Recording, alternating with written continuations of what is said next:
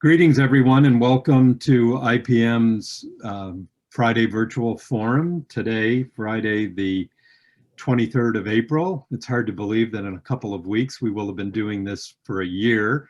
We started these forums in conjunction with our anniversary, what was our 46th anniversary in St. Louis last year on May 10th. And in a couple of weeks, we'll be celebrating on May 7th our anniversary online, unfortunately still.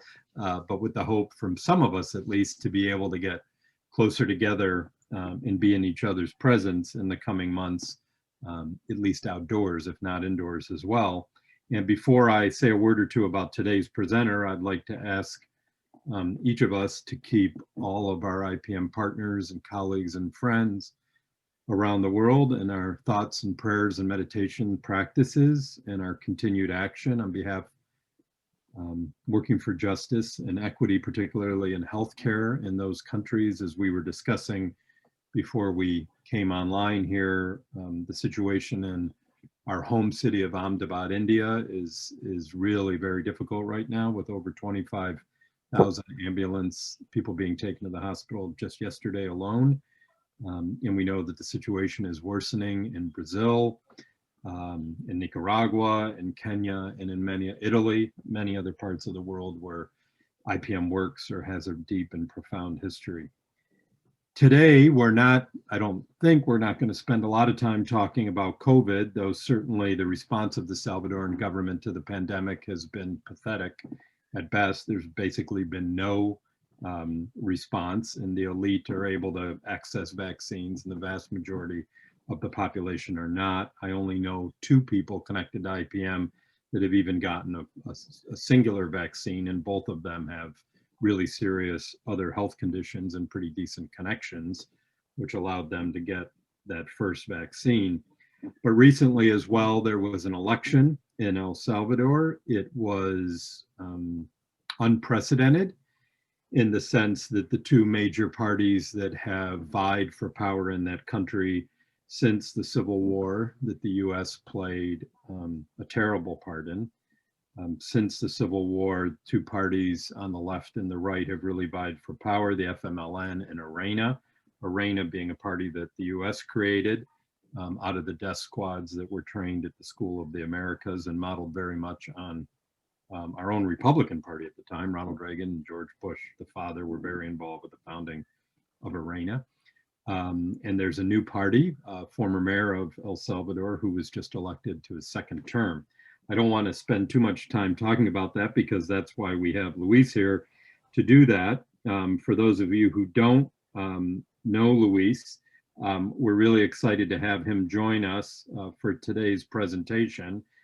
He is a dear friend of mine. He is the partner of Fatima Pacas, who many of you know, our longtime regional coordinator for Latin America and the Caribbean, who will be returning to El Salvador next month after completing her 2-year Fulbright program at the University of Albany. Luis and I have spent many nights at a place called Mr. Donut, which is a long story, a bad franchise in El Salvador, talking politics. He's a professor of sociology and political science at the UCA, the Jesuit University of Central America, named for Jose Simeon Canas, who you may have heard reference recently in relation to racial reckoning. He's credited with arguing for and really working against slavery in Central America. I don't know if that's myth or true. Luis could probably tell us that. But it's the Jesuit University that we always visit on our immersions, and where the 6 Jesuits, their housekeeper and daughter, were murdered so viciously in November of 1989. He's an expert, obviously, on the political and social climate in El Salvador, and we're thrilled to have him with us today to bring us up to speed on the situation there. He wrote a brilliant article about this that we shared. Some of you may have already seen.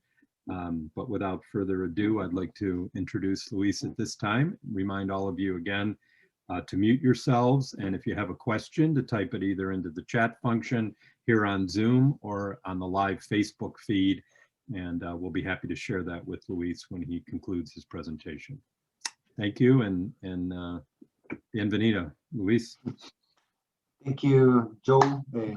It's always nice to see you, and thank you for let me share my thoughts about El Salvador political situation with IPM family, which is great to have this chance. Well, as you already mentioned, I work here in Jesuit Central American University of El Salvador. I've been working here for almost 12 years. I study my PhD in Costa Rica, and my work is about populism in Costa Rica. But now, I recently made a presentation here in El Salvador about the elections in the past elections in 2021 and why Nuevas Ideas and Nayib Bukele won this election. Even though Nayib Bukele was not a candidate in this election, but all the politicals, all the politics, all the politicians that supported Nayib Bukele, most of them were elected. Well, the candidate's proposal of Nuevas Ideas or the agenda was irrelevant themselves. The relevant thing on these elections was the loyalty presented to the candidates to Nayib Bukele. In the political campaign, the most noticeable slogans were vote for the end of Nayib and Nuevas Ideas or President's Party. New Ideas or Nuevas Ideas campaign actively presented the political party as an alternative option to the traditional Salvadorian parties, the rightist Arena and the leftist FMLN, as Joe already mentioned. New Ideas promoted itself as a new political party, and according to its rules, this party has not outdated ideologies. In the past election, where we receive as a Salvadorian a change in the political power configuration among the Salvadorian political party system. FMLN and Arena became a weak and fragmented political opposition, while Nuevas Ideas reached the political dominancy. Well, in this scenario, some questions arise. In my case, I presented three questions. One, why did Nuevas Ideas obtain such an overwhelming victory? What are the direct effects of this victory in the political system in El Salvador? And what problems could bring this situation? Before answering these questions, it is necessary to acknowledge some aspects that allow Nuevas Ideas to win this election. First one is related with Salvadorian crisis of representation, which is not only El Salvador, is around the world, this crisis of representations. Public opinion perceived the politicians as degraded institutions with corruption. They cannot handle the insecurity and other social issues. They rejected criticism. They don't. They were not able to receive the demands of the population, and because of this, former supporters found themselves less identified with these political parties. This situation was this was a really complicated situation, and Nayib Bukele and Nuevas Ideas took advantage of this. Nayib Bukele changed the moderate discourse of the traditional parties for a disruptive one. satisfying the masses' desire for revenge against the traditional political parties. And he focused the narrative in attacking the political opponents. He develops public strategies of very attractive for the population. As a president, he made a lot of policies like food bag distribution, economic incentives to the population, and the creation, as he said, but it's not proved, an hospital, or the biggest hospital for COVID in Latin America, which is not true. These programs as president, he develops these programs as president, but with the main objective to develop a campaign, not to change the structural problems of populations.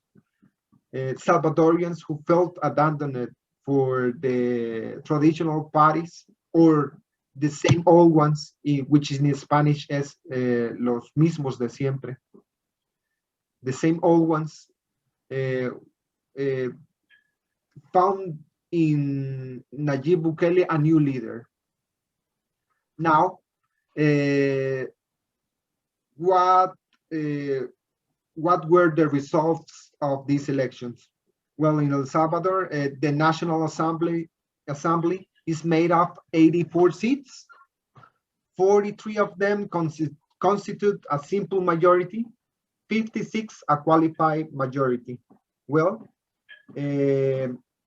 with any of the parties in the previous democratic history of El Salvador were able, any of them obtained in the previous elections a simple majority or qualified majority. Right now, Bukele just,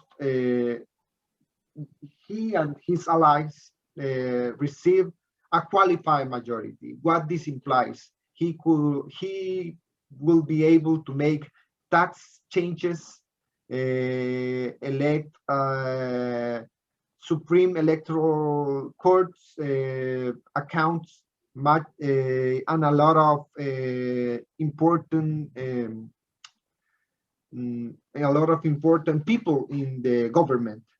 And he will accumulate more power and he will be the main center of political decisions in El Salvador. Nuevas Ideas obtained qualified majority in the parliament. The president's granted the president a party accumulation of power on president in El Salvador. And he could make a lot of changes, including the constitutional change. In such a scenario, what are the potential problems that this could bring to the political system? Well, first of all, nepotism. Even though Nayib Bukele criticized the nepotism of previous political parties, right now he a lot of friends and relatives in his government. He denounced the corruption and nepotism of previous governments, but he now develops in crucial positions of government. And he is not able to present sustainability for the plans or professional profiles.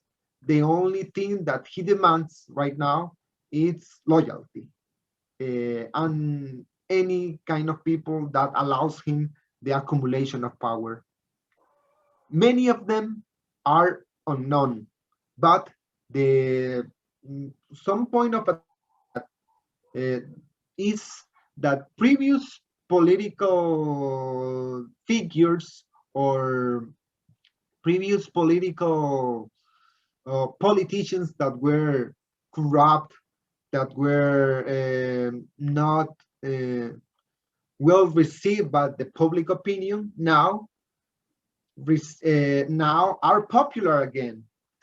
just because they say that they support Bukele. It's like some kind of clean or some kind of clean new opportunity for the all corrupt to become a new kind of politicians, just to say, just saying that they support Bukele. That means that mm, even though he is a new politician, he is uh, doing even worse things than before, allowing some political and corrupt politicians to return to the government. And that is quite complicated for the Salvadorian insipid democracy.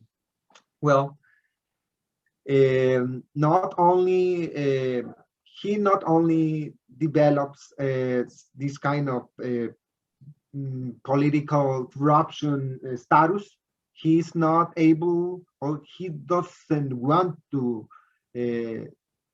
make transparent policies, accountability in the COVID-19. As Joe already mentioned, in a lot of countries are a lot of problems and different kind of problems with the pandemic that we are living.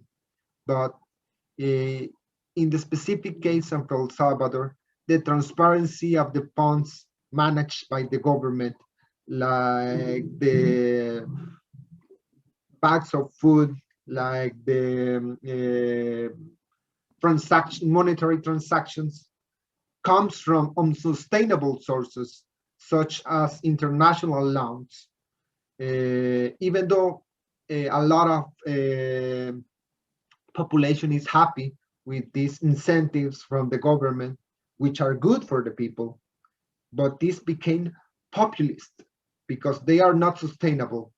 El Salvador shut down the economy for maybe 6 or 7 months, and the government right now it's saying that even though it's not, they don't have enough money, they will make an economic miracle, and that God will provide the resources, even though we don't have that kind of resources. This is not explained exactly in my writing, but he's combining some kind of populist measures with the military force, which are effective with force or material things, but also the religious discourse, which allows to make some kind of control of minds of people with the use of God and religious discourse, which is quite complicated. He combines the material submission and the ideological submission, which is quite complicated. Well, this concentration of powers will lead to authoritarian trap. The government repeated a lot of things that they will change the system using radical and even aggressive rhetoric. He provides a central role to the armed forces and the national civil police, even though they violate constitutional rights, legal norms, which for the government is an obstacle to develop the policies that they want to do. That means the state of rights, or it's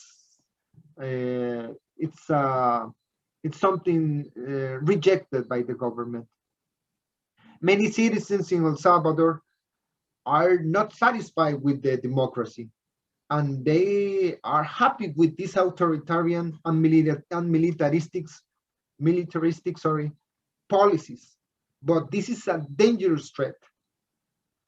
If the president right now concentrates power, misuse the power of institution and capture the total power of the state, he could make whatever he wants to any citizen, which is complicated in a country that wants to develop a democracy.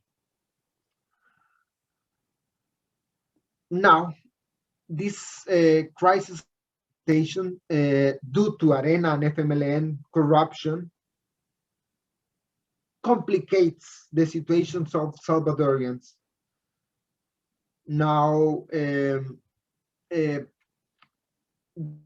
of Bukele allows to concentrate power with misuse of with the use, I'm sorry, of military options, military strategies, with a lot of situations of violence. And I want to emphasize something. Even though Bukele seems funny, seems an attractive millennial, he obtained a lot of credit in this legislative and municipal elections. We are living a rise of violence in El Salvador. As most of you already know, El Salvador was one of the most violent countries in the world. But now, even though the homicides and murders have been reduced by government, the new kinds of violence rise. Manipulation, the use of media to attack opponents, the threat of political opponents directly face to face, insulting public officials, and the most complicated thing that is that the direct murder for political thinking. A couple of weeks previous to the national election, to this legislative national election, two FMLN activists were murdered by just not a social murder, which is well known by El Salvador, but were murdered just for the political ideas, for just because they support another political party. Even though Bukele makes some kind of revenge for the people, which is tired of all political parties, now Bukele present the violence as the only option for the people to make revenge, to make fun of political opposition. As most of you already know, Trump was some kind of role model for Nayib Bukele. And now, internally, everyone that is not with Bukele is some kind of enemy for the government, including university, the press, think tanks, and non-government organizations. Like this could be, it depends on how public is the opinion of these non-government organizations. But it's a quite complicated scenario now that Trump is not anymore in the presidency of United States, because El Salvador is in serious problem internally, but now is in serious problems internationally. We do not have the support of U.S. government. Bukele is attacking directly some officials from government in United States with insults in the same way that he did with internal opposition. And now we have an internal complicated situation, and adding that, an external political complicated situation. We are with this new composition, we are as a country, we have the basics like Joe already said, but these are from China. We don't have a clear policy what we are going to do with a lot of things, but it seems like Bukele will not care about U.S. relationship. If he could be mischievous, he could be he could not think very well about the consequences with the relationship with the United States. And it's quite complicated with a country that more than 2 or 3 million of Salvadorians live there. Even though I would like to say that I am overstating the consequences of political concentration of Bukele, it seems like without any plans, with political concentration of power and with universities and some think tanks in oppositions, we are not going to have such a good times in the future, in the near future. I hope I'm not right. I hope so. Thank you very much. Muchas gracias, Luis. Thank you so much for that presentation. You kept it briefer than any Salvadoran I've ever ever heard from. That was short and concise, and I'm sure there are some questions that folks have that they'd like to share. So as we give them a moment to do that, could I ask you, someone asked me offline if you could speak a little bit more about the role of religious organizations you mentioned with Bukele and with his party in the current situation in El Salvador. Well, it's some sort of combination of the role. If we analyze the role of religious leaders and institutions, for example, here UCA, the priest like Father Jose Maria Tojeira or Father Cardenal are quite critic, and they are criticizing, they are analyzing in some kind of political manner the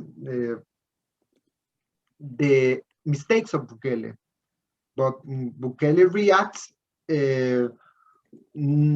directly attacking the fathers of UCA, insulting them, not only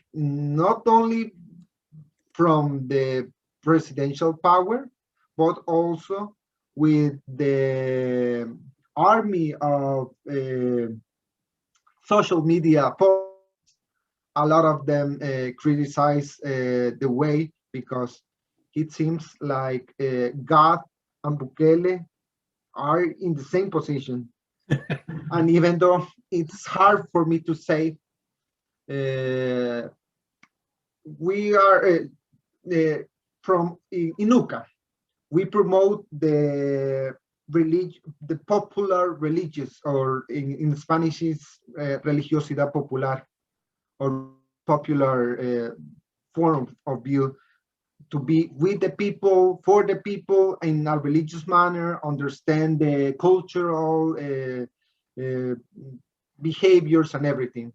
But populism of Bukele do it in an even better form. Populism and religious, popular religious are like matching some of the things.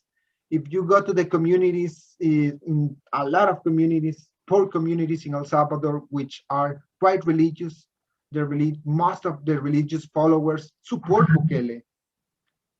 They develop some popular religious forms in different ways, from evangelical or Catholic, I'm sorry. But the followers, most of them support Bukele, but religious leaders are not following Bukele. It's quite complicated because it seems like he understands what the people want to hear, and if we are trying to attack Bukele with reasons or attack the argument of Bukele, Bukele reacts attacking the religious leaders directly to them, not to the argument, to the, okay, you are, I don't even want to say the things because it's most likely quite similar with Trump. Okay, he reacts almost in the same way. And a lot of religious people in the United States did the same with Trump. Okay, a lot of religious leaders which study a lot, as Clint, I will put him as an example, to be a religious leader, to be a professional in the religious studies is not easy. You need to analyze a lot, to write a lot, but the religious popular forms are not equal. They develop in different ways, and the people just react, but they don't make a lot of complicated analysis. They just want to feel the relief, the instant relief, and they don't care about the consequences. Thank you. Thank you. And for those of you who may not be aware, I think it's fair to say that when Luis refers to the popular religion, he's talking about the more evangelical, or what we would call sects, S-E-C-T-S, which are increasing their importance and their membership in El Salvador, as much of Latin America. It's often an otherworldly theology focused on the afterlife, the ends of times. Even a prosperity gospel kind of knockoff is becoming increasingly popular in El Salvador. So there's always been this tension between the historical churches, the Catholic Church, the Episcopal Church in El Salvador, the Lutheran Church, the Presbyterians, and alike. And Professor, the Jesuit priest Cardinal that he mentioned, is the rector, who's a friend of Luis's, who actually gave the opening presentation at IPM's regional gathering that was held at the Jesuit University of Central America a few years ago. So it's been a really wonderful partner for us, and continues the tradition of speaking truth to power from the Jesuit University in Central America, as has been the case now for decades. Are there any other questions that people would like to add? At this time, you can, if you're on Zoom, feel free to unmute yourself and just ask Luis directly. Luis, I just wanted to thank you again for presenting. You know, I couldn't help but see the similarities, as you pointed out, between Bukele and with Trump, and how disappointing it is for our countries where elected officials promise change and for the good of people, and they take it completely the other way. It's sad that Trump seems to have been a role model. That was a poor choice for a role model. But I so admire you in your role as an educator, as a professor, and to share awareness and thoughtful dialogue with students. You being the next generation of our hope and leaders, particularly in you play such a crucial role. I only hope that it never comes with any personal threat, as sometimes voicing honest truth can be experienced that way. But I'm curious if you could maybe just share a few words about what led you into this course of studies and into this kind of political and social field of studies. Well, Thank you, Ilse or Ilse. Ilse. Okay, thank you. Well, I'm really interested in two things: politics and religion. Those are my main areas of study. I'm doing right now my PhD in Costa Rica, and I'm studying. Well, I'm studying right now why in the most democratic country of Latin America, almost a Pentecostal party almost won the presidential election. It seems like it's not something that it's related with Costa Rica, with United States, with El Salvador, with Brazil, with Europe in different forms. It's something global. Most of us understand the world because we have internet, we have education, we have some financial credit, we can go to the hospital, we are able to have some drinks to get the food that we need, but not most of the people. And even though it's something easy to understand for us, in the materialistic form, it is necessary to provide people some resources to understand our reality, not in a specific country, but all over the world. Efforts like IPM help people to provide this kind of resources, not only ideological resources, but I will not say but also, but first of all, material resources to develop in people the capacity of to think. And for me, it's important to share with you all over the world. We have the same kind of problems, but maybe I don't know, in developed countries, it's some sort of kind of massive population. Trump lost in the popular vote. That means that most of the people, or at least a large number of people, understand what's happening. But here in El Salvador or in underdeveloped countries, it's more difficult. We need to provide this kind of resources, and for that reason, this topic took my attention. Okay, from religious forms, from ideological form of understanding reality, from political point of view, which is more material, and the economic point of view. But I'm not an economist, but maybe one day. But for me, it's important to understand this to make some kind of changes. Okay. Well, you're definitely an inspiration. Thank you. Thank you. There's a question in the chat, Luis, about the loss of the former US president, given sort of the connection between Bukele and Trump that was highlighted by both of them, Bukele in sort of propping up his administration, and Trump in sort of using Bukele and the Honduran and Guatemalan presidents as a way to respond to the migration crisis in the US. There's a question about, with Trump's loss, will that have, from your perspective, any impact on Bukele, El Salvador, and I imagine the relationship between El Salvador and the United States?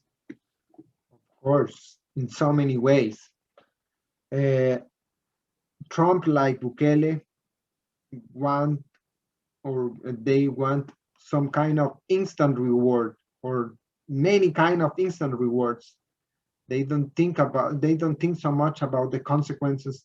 And sadly, a large number of people act in the same form. As I already said,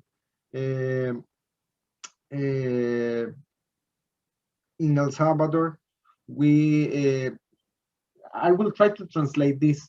It's egg that we break, egg that we eat. It's like in Spanish, it's coyol quebrado, coyol comido, but it's something we don't have the opportunity to think in the future. We just want things now. The credit right now, the food right now, the miracles are quite well received by the people. Some kind of magicians in religious form, not complicated forms, because we want something immediately.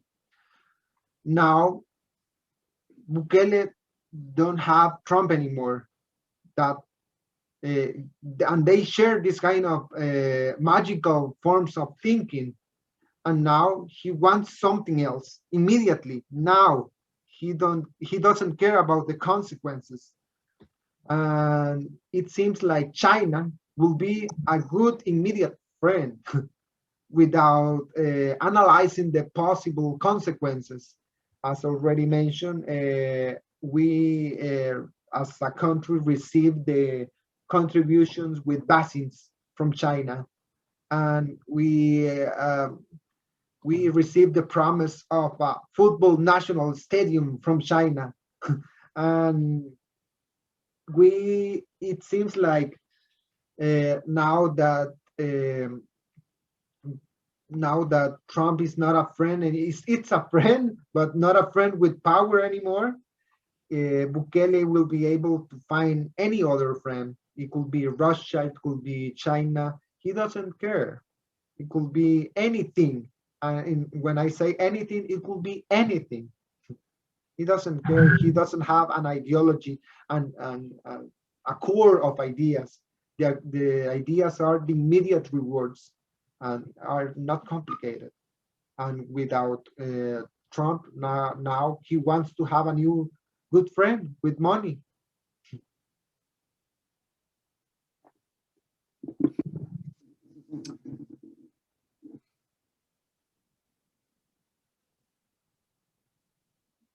I'm just looking, I'm sorry. Is there anyone else who has a question or a comment they would like to add at this point? Hi, Luis. Sorry, Joe. No, fine, Anita, gracias. Hi, Luis. Thank you so much for your presentation. It's nice to see you again. I mean, I know Luis from long time ago, long time ago. So it's nice to see you, and I feel really happy for your goals right now that you are studying your PhD. And I cannot agree more with you with all of your presentation, because for example, when we talk about violence in El Salvador, it seems that we don't learn that all these punitive strategies or public policies about how to treat violence in El Salvador, it's like we don't learn about the past experiences that we had. For example, Mano Dura, all these plans, and now with Bukele, we are like seeing again, it's like what you say. It's like, okay, violence with more violence, and I'm going to get a good result from all of this. But we don't learn about that. And he is not interested, from my perspective, to try or to manage violence in a different way. In a way, for example, to talk with all the actors in the territories, to negotiate with all of them, and to promote or to create new policies different that work from the preventive perspective. And for example, not just preventive before to have a violence situation, but also during. We have to think about how people is treated in the system, corrections, nobody takes cares about the victims. nobody's receiving any kind of, like psychological treatment, not just for the victim, for also the aggressors. I mean, it's a complex, situation. And I think that Bukele is following the same steps, just violence. And okay, I'm going to solve this situation by supporting more the military institution here, and I'm going to increase their salaries and everything's going to be okay, and promote that, okay, the militaries are going to save our life. And that is not true. But well, I have a lot of, emotions about all this situation about Bukele, but I think he's just acting by, as you said, you said it, like, I'm going to fix this with this, and I'm going to have quickly results from this, and that is not true. And probably our people is going to be disappointed in the end, but who knows? Thank you so much. My pleasure, Eneida. And it's always nice to see you. I'm Eneida's godfather. I know her from a long time ago, as she already said. It's something complex, the reality. And people like Bukele, Trump, Bolsonaro, trying to make it simple, but it's not so simple. And they try to catch the eye or to be the center of attention and not the problem. For example, we discuss about the people who follow Bukele or people who is not following Bukele. But if you follow Bukele, you are stupid, you don't think, you don't understand reasons. And if you criticize Bukele, you are part of elite, you are from the same old ones. But the real problem is the education, is the lack of education. We don't need to discuss about if you follow or not Bukele, because the thing is that if you have education, you will make your own reasoning. Or if Bukele is spending money, or if he's spending well or not, the problem is the transparency. All the parties needs to transparent the funds that they handle, that they administer. We don't need, in my case, Trump is not the problem. The problem is the lack of work or unemployment that the people have. They need to resolve the structural problems and not focus if Trump or any politician is using some kind of bad language. Okay, we don't care. We just need to focus in the problem. He's using bad words, talking bad about countries, about minorities. Okay, don't gaslight me.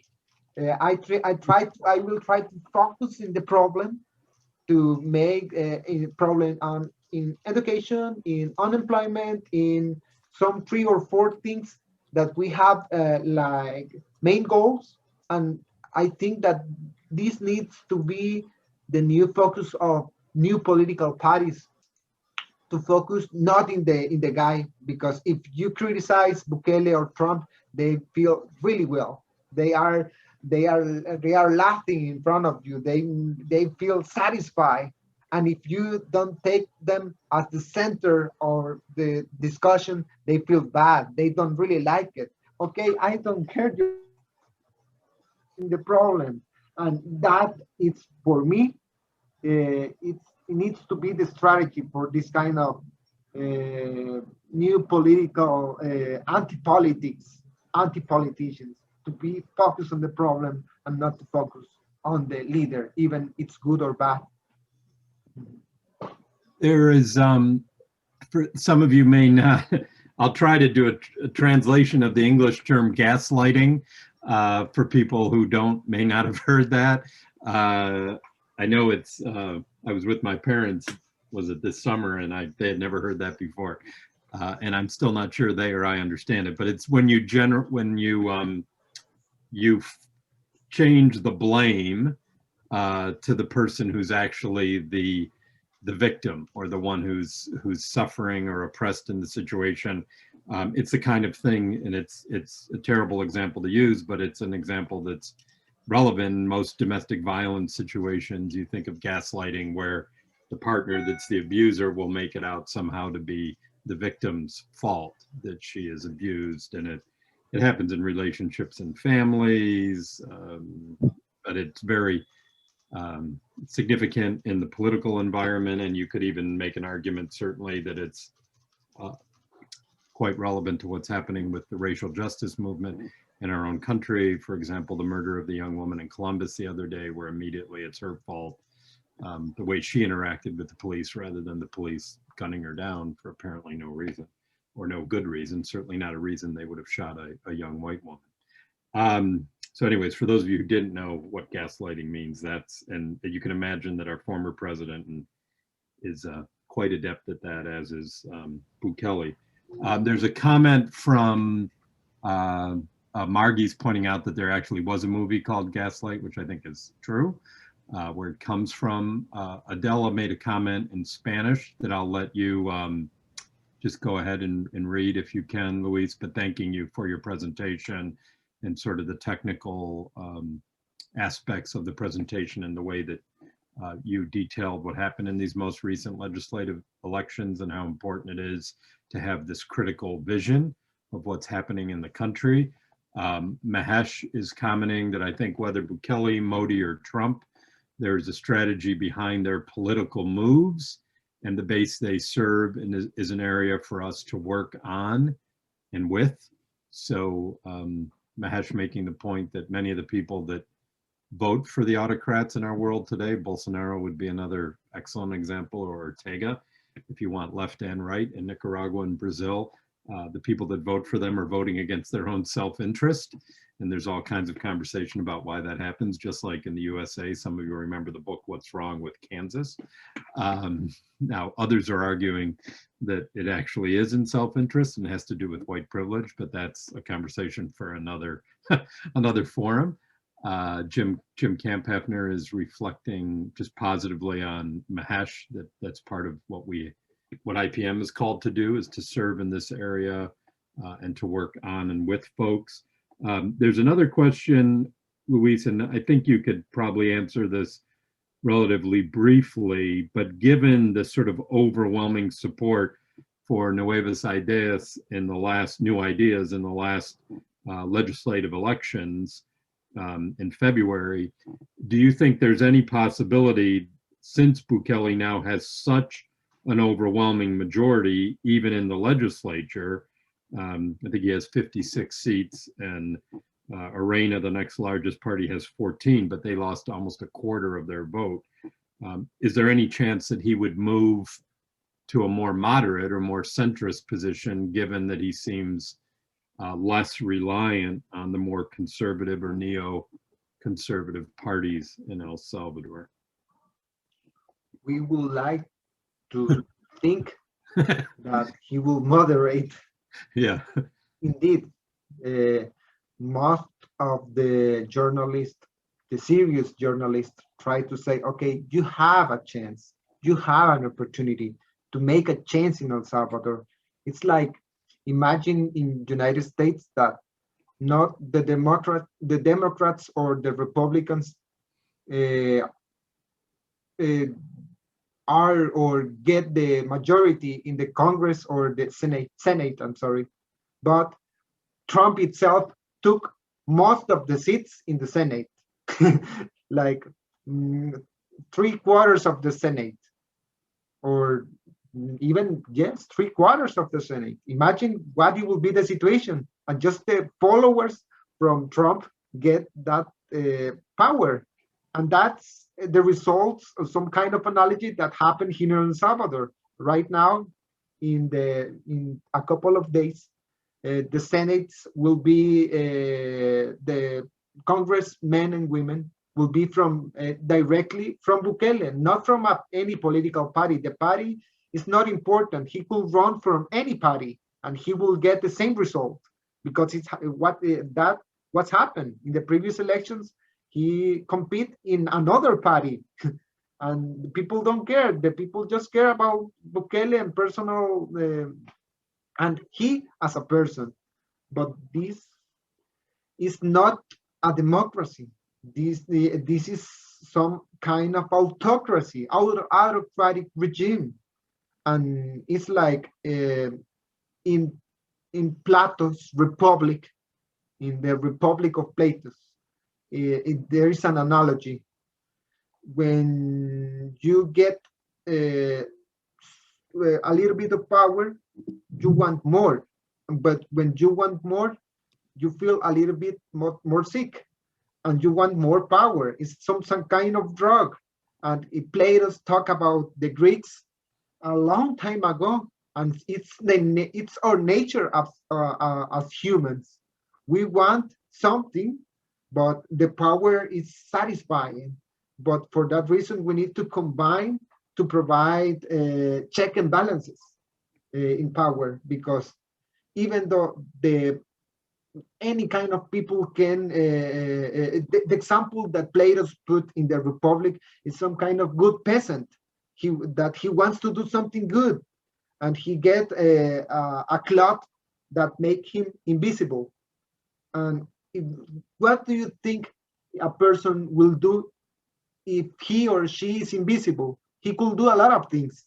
At the beginning, just a simple things, but in the future, some kind of damage that he will ruin the society.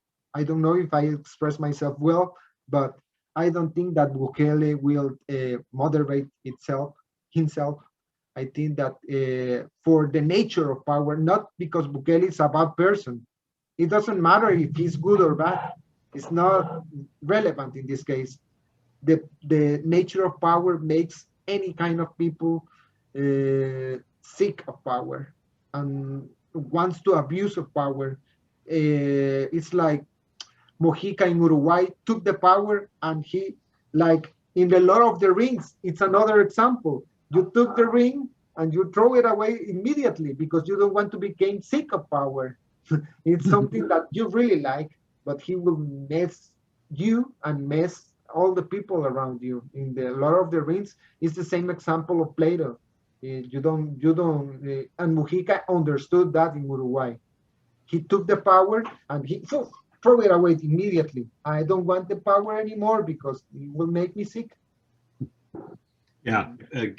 For those of you again who may not be aware, Luis is referring to former leader of Uruguay. Last name is Mujica, I believe, if you want to look that up and learn more. And of course, there's the phrase, power corrupts, and absolute power corrupts absolutely. So we know that from our own experience, and unfortunately, we're witnessing that reality in the world right now, and everywhere from Brazil to India to Kenya to El Salvador, and almost every country where IPM works. That seemed like maybe 20 years ago they were on sort of a stable path towards greater democracy and greater transparency, and they've all, much like the United States did the last 4 years, reverted to a model that is almost hard to believe is possible in the year 2021. But of course, COVID is also allowing them a way to consolidate their power even further. As many of you know, we don't, IPM isn't as we need to be based on our charitable status in the United States. We're obviously a nonpartisan, meaning that we don't affiliate with a political party, whether that's in the United States or El Salvador. But obviously we have very strong opinions, and our work is very political in the sense of raising awareness and raising advocacy, and engaging in advocacy and working to support the voiceless, as Oscar Romero said, to be the voice of the voiceless as best as we are able. And that's part of why I'm so grateful, not only for today's forum, Luis, but for all the work that I know you do as sort of a new generation, the next generation of academic leaders at the UCA, which is so important, and the rest of our Salvadoran staff there, and Fatima, but also the people that work with IPM around the world that are working so hard to bring a greater sense, a greater commitment to justice and equity not only for our partners, but for the countries where you work and live. El Salvador continues to be one of the most, if not the most important location IPM has outside the United States, and the UCA is a treasured partner. So we're really grateful for you taking the time to be with us. We're sorry that you're not, that you're confined to El Salvador. I know that may have been good in some ways, but that you haven't been able to get back to Costa Rica. But hopefully you will, and hopefully Clint and I, maybe we'll see you there with the future delegation from Eden Theological Seminary, if not in El Salvador, as soon as we're all able to travel. So thank you again, Luis, for being a part of this and for all the important information you shared and your, the way that you're fully, obviously committed to the struggle for justice in El Salvador. I want to remind each of you that we continue with these forums for the foreseeable future. We may do this even when we're all able to gather together in person, assuming that day comes. Next week, we're going to be hearing from Victoria Jimenez, or Vicky. I shouldn't call her Victoria. She didn't like to be called Victoria any more than I like to be called Joseph. I know I'm in trouble. So she is going to be speaking with us and updating us on the virtual immersion experience program, which along with the virtual forum series has really been part of the way that IPM has continued to live out our mission and really reinvent ourselves in the midst of this global pandemic. And Vicky will be sharing also opportunities to participate in virtual immersions over the coming months, including thematic immersions like those, the next one we're doing on CAST, but also the particular countries like El Salvador, India, Kenya, and some of the others that were mentioned today. As Clint said, it was muy importante, Luis, to have this conversation, and really a wonderful, I don't want to embarrass him, but now that his video is not there, I can say just a really wonderful, wonderful young man and professor and leader in his community. So we thank you for taking the time to be with us this Friday. We'll look forward to seeing you all again next week. And as we continue with our planning for IPM's anniversary on May 10th, may the peace that passes all understanding be with you in these difficult days, especially Mahesh, to you and all of your family and friends in India. Muchas gracias, Luis.